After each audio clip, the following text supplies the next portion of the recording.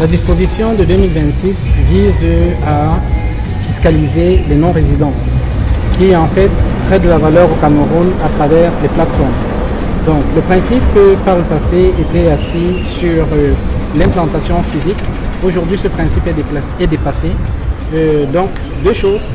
L'État en fait non seulement s'aligne aux standards internationaux, mais deuxièmement permet de réduire la pression fiscale sur les résidents. Il faut dire qu'en termes d'opportunités, le législateur a, par les innovations de la loi de finances 2026, permis aux entrepreneurs de pouvoir saisir une multitude d'opportunités et tout dépendra de l'angle ou alors de la qualité de l'entrepreneur. Si par exemple nous sommes une société, du point de vue de l'IS par exemple, on peut voir des allégements substantiels tels que le relèvement du taux de déductibilité des pertes sur créances douteuses pour les établissements de microfinance qui passent de 500 000 à 1 million. Ça c'est une opportunité pour les entreprises de ce secteur d'activité. On peut voir pour les entreprises du droit commun l'alignement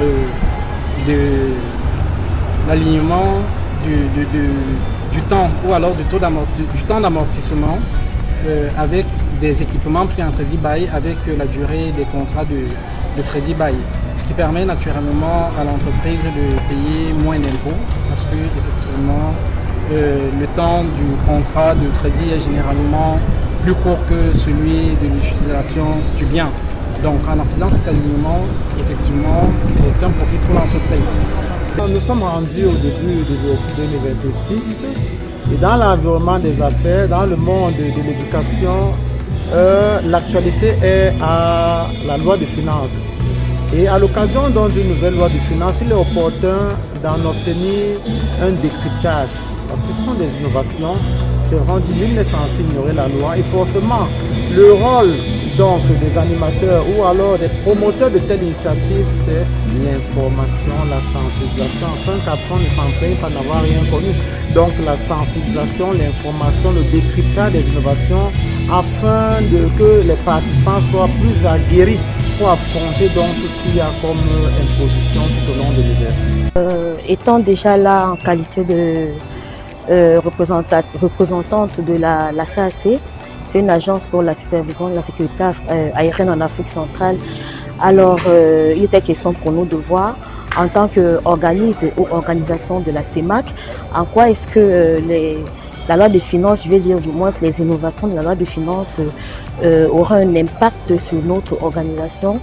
Ceci dit, durant les exposés jusqu'ici, nous avons eu des brillants exposants, nous avons eu droit à des partages d'expériences assez redoutables et nous avons beaucoup appris. Et le but de la participation de moi et de mon collègue est de représenter l'entreprise et de prendre connaissance des dispositions de la loi de finances, devant permettre à notre entreprise de nous aligner aux règles et de pouvoir exercer tout en respectant les règles qui existent de l'administration fiscale dans le cadre du prélèvement de l'impôt.